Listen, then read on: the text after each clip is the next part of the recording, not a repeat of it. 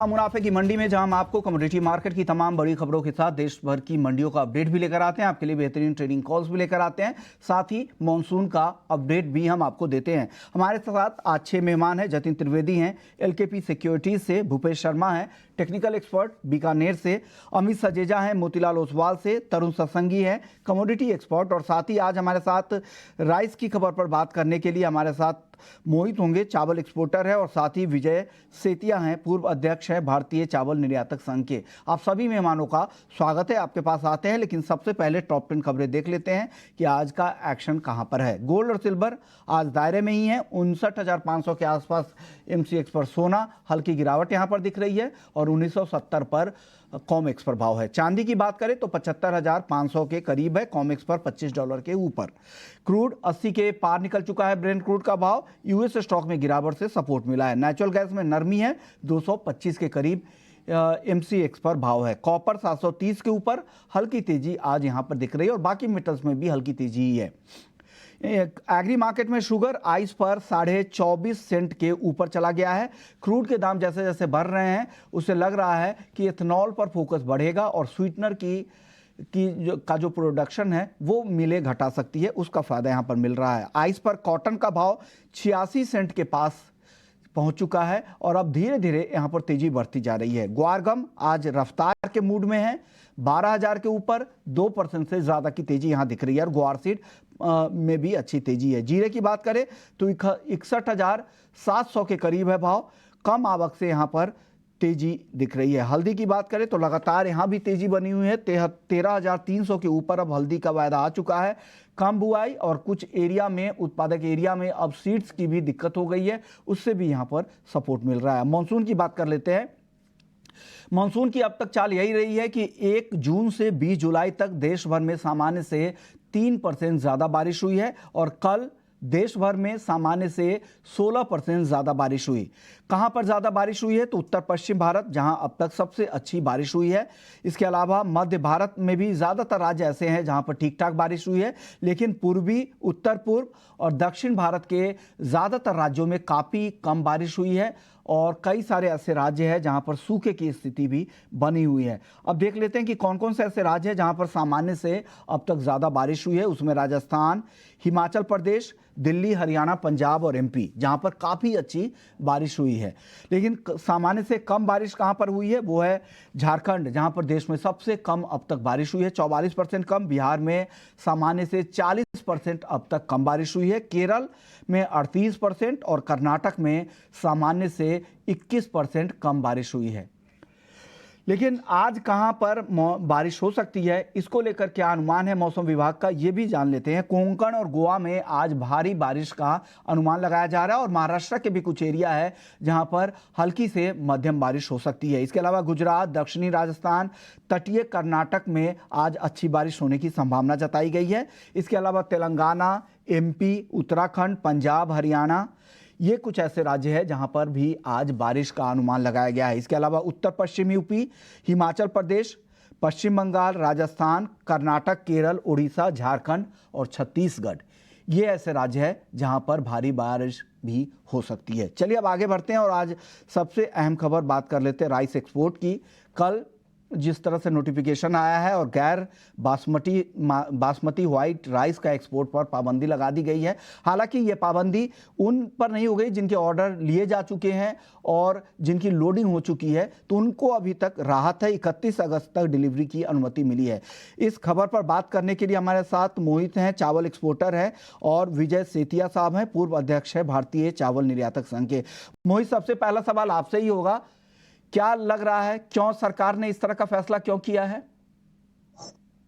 Sir, ये जो चावल का जो एक्सपोर्ट का जो बैन है ये वो काफी हड़बड़ी में कर दिया फैसला। हाँ जी, आपसे मेरा सवाल था, सेतिया साहब आपके पास आएंगे। मोहित जी बताइए।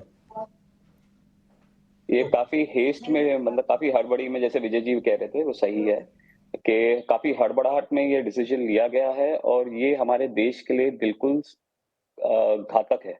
This is very bad decision for the country, because हमारा मार्केट शेयर जब 2008 में हमारे पास बैन आया था, हमारे पास मार्केट शेयर नियरली 16 to 17% था, जबकि आज की तारीख में हम लोग 42 टू 46% पूरे वर्ल्ड मार्केट का शेयर ले चुके हैं, जिसके अंदर अगर ये बैन होता है तो इसके 2 इफ़ेक्ट्स होते हैं। एक है कि इंटरनेशनल मार्केट में सब जगह जहाँ पे ये गरीब देशों में जहाँ पे जाता था ये, उनको काफ़ी तकलीफ होगी। मार्केट इंटरनेशनल मार्केट्स में अप डाउन होगा। इंडियन एक्सपोर्टर्स की जो रिलायबिलिटी है, वो खत्म हो जाती है और एवरी टाइम हमको वापस ज़ीरो से चालू करना पड़ता है कि हमको क्लाइंट की रिलायबिलिटी जीतनी पड़ती है, जिसके अंदर क्लाइंट सोच सके कि हम कंटीन्यूअस सप्लायर हैं उनके। ये एक बहुत बड़ी समस्या है और इसके बहुत रिपरकशंस होंगे, जो आने वाले टाइम में हम सबको पता चलेंगे। ये विजय जी भी हमारे साथ है। सितिया साहब, अब आपसे मेरा सवाल ये होगा, क्या ये आपने जैसे आप कह रहे थे कि ये जल्दबाजी में फैसला लिया गया है, लेकिन क्या वाकई देश में स्टॉक की दिक्कत है और जो मौजूदा जो अब तक के जो सोइंग के नंबर आ रहे हैं उससे चिंता है, इसलिए सरकार ने फैसला लिया है, या चुनावों को देखते हुए ये फैसला लिया गया है? ऐसा है कि ऐसी गलतियां आज से 15 साल पहले होती रही हैं और आपको ध्यान होगा कि यूपीए 2 के पहले सेशन में वॉकआउट हुआ था, सेम पॉलिसी थी। मैं एक ही बात कहूंगा कि जो गवर्नमेंट की पॉलिसी है, doubling the income of farmers, it is going to be affected. इसके ऊपर इसका बुरा असर पड़ेगा कि फार्मर की भी आप कीमत कम कर रहे हो, नंबर एक। नंबर दो, जिस चावल को हम एक्सपोर्ट कर रहे थे और उसी की अगर हम बात करें, ये जो नॉन बासमती है, कि इंडिया में इतना कम दाम पे चावल एक्सपोर्ट हो रहा था कि पॉलिसी बनाने वाले हैरान थे कि 20 रुपए में पैडी का आपने एमएसपी रखा है और मार्केट में चावल 22-23 रुपए बिक रहा था। वो कौन सा चावल था? तो इसका मतलब है कि जो गवर्नमेंट फ्री में चावल बांट रही थी 80 करोड़ लोगों को, उसमें से बहुत सारा चावल टारगेटेड लोगों को नहीं मिल रहा था, या वही लोग मार्केट में वापस सप्लाई कर रहे थे। मुफ्त का चावल का 20-22 रुपए में एक्सपोर्टरों को मिल रहा था। उस चावल के अंदर जैसे ही गवर्नमेंट ने फ्री बांटना बंद किया और 31 रुपीज 31 रुपए की कीमत रख दी, तो खरीदार भाग गए। और लेकिन जो मार्केट में चावल 22 रुपए बिकता था, उसकी कीमत जरूर 28-29 रुपए हो गई। दूसरी चीज है कि जिन एक्सपोर्टरों ने बड़ी बड़ी एलसियां पकड़ी हुई हैं और उनको 22 रुपए के हिसाब से चावल एक्सपोर्ट करने में फायदा था, 28 रुपए में करते लॉस होता है। उन लोगों ने सबसे ज्यादा शोर मचाया कि नॉन बासमती का प्राइस पिछले 15 दिन में 20% 30% बढ़ गया। तो मैं समझता हूँ कि ये एक इन्फ्लुएंस्ड डिसीजन है, गवर्नमेंट को इसको रिव्यू करना चाहिए। जो 20% ड्यूटी लगाई थी, अगर उसी ड्यूटी को अगर ये 20 पे रिटेन करेंगे, अब एक्सपोर्ट नहीं बढ़ने वाला। आप उसको रिव्यू करो, अगर फिर भी एक्सपोर्ट आपको अगले 15 दिन में ज्यादा दिखता है, तो you can raise your duty. उसमें क्या है कि you have other tools to use, ताकि इंडिया के अंदर जो दूसरा सवाल है फसल के बारे में, स्वाय एक ये पीडीएस क्वालिटी चावल के किसी और चावल के दाम नहीं बढ़े पिछले 3 महीने में। अब आगे नई फसल आने का जो रुझान बनेगा, तो उसमें ये कीमतें और बेहतर हो जाएंगी, कंज्यूमर की फेवर में आ जाएंगी। लेकिन हमें किसान का भी नुकसान नहीं करना, ये भी देखना जरूरी है। और गवर्नमेंट की मंशा भी यही थी कि फार्मर की इनकम डबल हो जाए। तो इस पॉलिसी में तो वो पुरानी पॉलिसी दिख रही है, जब पार्लियामेंट में राइस स्कैंडल के ऊपर क्वेश्चन हुए, तब भी गवर्नमेंट टू गवर्नमेंट एक्सपोर्ट थी। 3 पार्टियां एक्सपोज हुई इसमें कि जो सारे गलत धंधा चल रहा था, क्योंकि अफ्रीकन कंट्रीज के अंदर से लोग लेटर्स परचेज करते हैं कि वहां से ले लेते हैं और गवर्नमेंट से अप्रूवल कराते हैं लेटर्स की। सो आई थिंक कि कोई ऐसी कमी नहीं थी, ये सारा जी जी। डिसीजन घबराहट में किया गया है। इसको रिव्यू करने की जरूरत है, सरकार की पॉलिसी नहीं है। ये कुछ ऑफिसर्स गॉट कैरिड, उनके ऊपर दबाव बन गया कि इंडिया में चावल 30%। अब वो यही लोग अपने ऑर्डर कैंसिल कर लेंगे कि हमें लॉस ना हो, और कोई बड़ी बात नहीं होने वाली। और मेरा ख्याल है ये टेम्परेरी एक्सपोर्ट रहेगा। ओके, जी। मोहित जी, जैसा सेतिया साहब कह रहे हैं कि इन्फ्लुएंस डिसीजन लिया गया है, क्या आपको भी लग रहा है कि कोई लॉबी है जो काम कर रही है और ये एक्सपोर्ट पर बैन किया गया है इस तरह से? जी, काफ़ी हद तक ये इन्फ्लुएंस डिसीजन लग रहा है, पर this is not a very मैं एक ही चीज़ बोलूँगा कि ये जो लिया गया है, ये हमारे देश के लिए सही डिसीजन नहीं है। अगर मार्केट ऑलरेडी 31-32 तक जैसे सितिया साहब बता रहे हैं, वो आ चुका है, वो बिल्कुल सही बात है और मार्केट में ऑलरेडी ये भाव में भी एक्सपोर्ट हो रहा था और यहाँ पे ऑर्डर्स हैं। जिनके पुराने ऑर्डर्स हैं, उनकी इन्फ्लुएंस कितनी है ये ऑर्डर पे, ये मेरे लिए कहना डिफिकल्ट है। पर 31-32 में भी हमारे पास मार्केट शेयर अच्छा है और ऑर्डर्स काफी अच्छे हैं। इस पे ड्यूटी लगा के इसको एक्सपोर्ट को चालू रखना वाज द राइट डिसीजन। इसको इसको बंद कर देना, हमारी रिलायबिलिटी इंटरनेशनल मार्केट में इससे जीरो हो जाती है। ओके मोहित और जी, कंटिन्यूस मोहित जी क्या क्या अभी हाल के दिनों में कितनी तेजी आई है चावल की कीमतों में ओवरऑल अगर आप देखें तो? चावल की जो बेसिक मार्केट जो नॉन बासमती है, जो सबसे सस्ता चावल है उसके अंदर लास्ट 2 महीने में अप्रोक्सीमेटली 10 टू 15% की बढ़ोतरी आई है, क्योंकि डिमांड काफी थी। पारबॉइल्ड राइस भी है, व्हाइट राइस भी है। व्हाइट राइस को बैन किया गया है, पारबॉइल्ड राइस को बैन नहीं किया गया है अभी तक। उस पे कोई डिसीजन नहीं है, पर इसके डिसीजन की वजह से सब जगह यहाँ पे एक डर है कि ये भी बैन हो जाएगा, और इंटरनेशनल बायर्स जो है वो बैकआउट करने की कोशिश कर रहे हैं, या इधर के सेलर जो है वो बैकआउट करने की कोशिश कर रहे हैं कि गवर्नमेंट का कोई भरोसा नहीं है।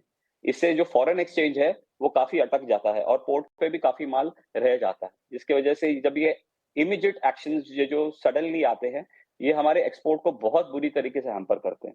ये डिसीजन को डेफिनेटली रिव्यू करना चाहिए फिर से, जैसे कि सीपीएस साहब भी कह रहे हैं। सीजन को रिव्यू करने की जरूरत है, क्योंकि इससे मार्केट भी खराब होगा, एक्सपोर्ट का मार्केट खराब होगा और किसानों को जो बेहतर भाव मिल रहे थे चावल के उसको लेकर भी दिक्कत होगी। लेकिन कंज्यूमर्स पर सरकार का फोकस है, महंगाई पर फोकस है, इस वजह से भी हो सकता है, क्योंकि जैसा आप कह रहे हैं कि 2 महीने में 10 से 15% तक दाम बढ़ गए हैं। शुक्रिया सेतिया साहब आपका, मोहित जी आपका, आप लोगों ने वक्त निकाला। वक्त कम है, ज्यादा बात नहीं हो पाई। तो स्टील के नतीजे एक बार देख लेते हैं। आय कंपनी की अच्छी बढ़ी है, 38,000 करोड़ से बढ़कर ये 42,213 करोड़ हो गई है। ईयर ऑन ईयर बेसिस पर ये आंकड़े हैं। और मुनाफे में भी अच्छी ग्रोथ देखने को मिली है। मुनाफा 838 करोड़ से बढ़कर 2,338 करोड़ हो गई है। और ईबिटा में हालांकि दबाव दिखा है और ईबिटा मार्जिन भी 16.9% से घटकर 16.7% हुआ है। ये क्वार्टर ऑन क्वार्टर बेसिस पे ईबिटा मार्जिन के आंकड़े हैं, लेकिन शेयर जबरदस्त तेजी दिखा रहा है और नतीजे आने के बाद से देखिए 2.5% की तेजी यहाँ पे दिख रही, तो एक लोअर लेवल पे अच्छी खरीदारी यहाँ पर दिख रही है। कमजोर बाजार में भी जेएसडब्ल्यू का स्टील का शेयर 3% ऊपर है और ये तेजी बढ़ती ही जा रही है। चलिए अब एग्री मार्केट का रुख कर ले, नॉन एग्री मार्केट का रुख कर लेते हैं। हमारे साथ चारों मेहमान बने हुए हैं। सबसे पहले गोल्ड और सिल्वर की चाल देख लेते हैं। भूपेश जी, क्या हो रहा है गोल्ड और सिल्वर में? आज काफी दायरे में दिख रहा है। जी नमस्कार सर। गोल्ड और सिल्वर की बात करें तो सिल्वर का चार्ट का स्ट्रक्चर काफी पॉजिटिव समझ आता है। मुझे अभी भी सिल्वर में लेना ही समझ आता है। 75,000 के आसपास भी सिल्वर लेनी चाहिए, अन्यथा सिल्वर में सेफ साइड अगर जाना चाहते हैं तो 75,500 के ऊपर सिल्वर लेनी चाहिए, जिसका स्टॉप लॉस 75,000 के नीचे का रहेगा। ऊपर में 76,000 और 76,300 के लक्ष्य संभावित रहेंगे। वहीं गोल्ड की बात करें तो गोल्ड में भी मुझे अभी हाल फिलहाल कोई बड़ी मंदी समझ नहीं आती। नीचे में गोल्ड में लेवाली करनी चाहिए और यहाँ से तकरीबन 200 से 300 रुपए की तेजी आसानी से गोल्ड में आते हुए समझ आती है, जिसमें भाव 59,850 और 930 तक के संभावित नजर आते हैं। तो लग रहा है कि यहाँ पे हर लोअर लेवल पे खरीदारी करनी चाहिए, गोल्ड और सिल्वर खरीदारी की सलाह। अमित जी, आपकी सलाह क्या है? आप सहमत है? आपको भी लग रहा है खरीदारी ही करनी चाहिए? जी नमस्कार विष्णुमन जी। देखिए, मैं medium term basis yes gold और सिल्वर में तेजी में हूँ, लेकिन प्योरली शॉर्ट टर्म यानी मैं 1 से 2 दिन के लिहाज से अगर देखूं तो डॉलर इंडेक्स में जो रिकवरी आई है वो कुछ और समय तक एक्सटेंड होने की संभावना है। पॉसिबली एफओएमसी मीटिंग जो आने वाली है अगले हफ्ते, तो गोल्ड और silver very short term basis दबाव में रह सकता है, क्योंकि $1985 प्रीवियस पीक भी थे जो हमने मई के महीने में आते हुए देखे थे, वहीं पर बाजार अटका है। मुझे लगता है कि ये जो फॉल है थोड़ा और एक्सटेंड होगा। शॉर्ट टर्म बेसिस में बिकवाली की सलाह देना चाहूंगा 59,650 पे। एक रिलेटिवली छोटा स्टॉप होगा 59,850 का और 59,300 के लक्ष्य होंगे। सिमिलरली चांदी की बात करें तो 75,700 पे बिकवाली की सलाह होगी, 74,700 के टारगेट के लिए और 76,300 का।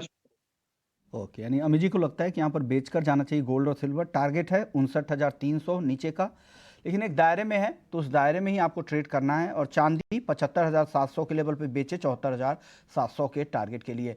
तरुण जी, आपका व्यू क्या है गोल्ड और सिल्वर पर?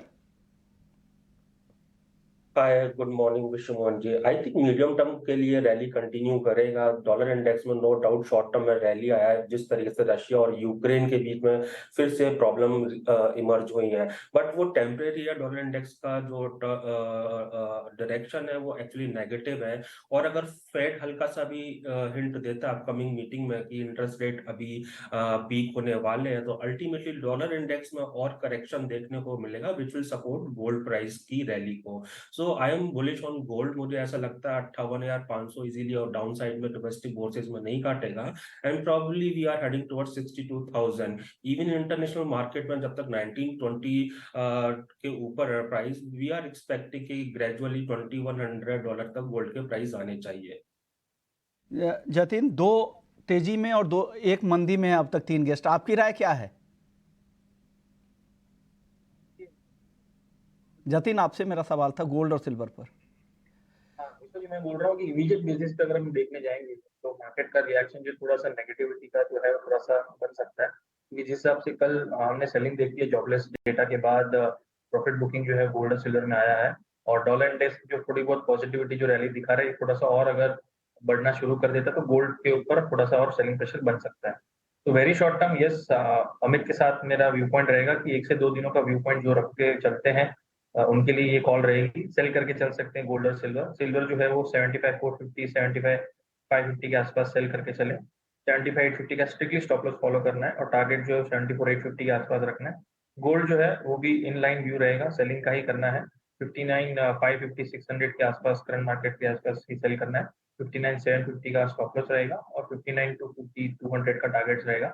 ब्रॉडली ट्रेंड यस पॉजिटिव ही दिख रहा है मुझे भी, लेकिन क्योंकि जो एग्रेसिवली ट्रेड करते हैं वो हमारा शो देखते हैं, तो उनके लिए जो है ये व्यू पॉइंट है कि जो 1 से 2 दिनों का व्यू पॉइंट है, इंटरडे व्यू पॉइंट जो लेकर करते हैं उनके लिए सेल साइड की रिकमेंडेशन है। ओके ये विषय। ओके, भूपेश जी, क्रूड में क्या करना चाहिए? आज अच्छी तेजी दिख रही है, लगातार तेजी बनी हुई है, क्या करें अब? जी, क्रूड के चार्ट का स्ट्रक्चर अभी भी पॉजिटिव बना हुआ है। मुझे लगता है 6266 के आसपास क्रूड ना लेकर कहीं भी इसमें डिप मिलता है 6220 या 6200 के पास वहाँ क्रूड खरीदना चाहिए। सर 6150 का स्टॉप लॉस लगाना चाहिए। ऊपर में मुझे लगता है कि ये रैली कंटिन्यू करनी चाहिए 6310 और 6370 तक। जी, ऑप्शन में कुछ ट्रेड है क्या क्रूड में आज? जी, मैंने अभी बाइंग जी की कॉल अमी जी, आपसे मेरा सवाल था, क्रूड ऑप्शन में कोई ट्रेड है क्या? जी बिल्कुल। देखिए, सिमिलर व्यू मैं ऑप्शन के थ्रू प्ले करना प्रेफर करूंगा। 6200 का, माफ कीजिएगा, 6300 का कॉल जो है वो 200 के आसपास लिया जा सकता है। 160 का स्टॉप होगा और 285 का लक्ष्य होगा। यानी क्रूड में तेजी की राय 6300 के स्ट्राइक के साथ खरीद सकते हैं। जतिन, नेचुरल गैस क्या करना चाहिए? हालांकि आज दायरे में ही है 225 के आसपास, करंट लेवल पर क्या करें एनजी में? कल जिस तरह से मार्केट में पॉजिटिव रिएक्शन दिया है डेटा के बाद, मुझे लग रहा है ये थोड़ा सा और आगे चलना चाहिए। आज सुबह खुलने के बाद एक साइडवेज ट्रेंड के अंदर है, लेकिन जैसे ही हम इवनिंग सेशन के दौरान एंटर करेंगे, मुझे लग रहा है वापस से प्राइस जो है वो पिकअप लेना शुरू करेगा, और आपको 230 से लेकर 233 के टारगेट के लक्ष्य के हिसाब से बाइंग की रिकमेंडेशन रहेगी मेरी तरफ से। 219 का एक स्ट्रिक्ट स्टॉप लॉस फॉलो करना है, जो कल के लोग के आसपास का लेवल है। तो उसके नीचे जो ट्रेड करना स्लिप करता है, तो उसके बाद आपको एंटर जो है वो एग्जिट कर लेना है एशियन गैस के अंदर। जो ऑप्शन के माध्यम से अगर ट्रेड करना चाहते हैं तो उनके लिए सलाह रहेगी कि 210 का जो स्ट्राइक प्राइस वाला ऑप्शन है उसके अंदर प्राइस एक्शन जो आप बाइंग करके चल सकते हैं। 15 रुपए के आसपास भाव चल रहा है, उसका स्टॉप लॉस जो है वो 12 रुपए के नीचे रखना है, और जो टारगेट रहेगा ऑप्शन का वो रहेगा अराउंड 20 से 22 रुपए। जी विश्व। जतिन, छोटा जवाब दीजिएगा, कॉपर आज मेटल में सबसे ज्यादा तेजी दिखा रहा है, 733 के ऊपर है, क्या करना चाहिए करंट लेवल पर कॉपर में? कॉपर की सेल की एडवाइस रहेगी 732 के आसपास लेवल। मुझे लग रहा है वीकनेस का दौर जो है वो थोड़ा सा कंटिन्यू रहना चाहिए 737 के स्टॉप लॉस के साथ में, और लोअर लेवल्स पे 725 मेरा टारगेट रहेगा। शॉर्ट टर्म बेसिस पे है ये कॉल।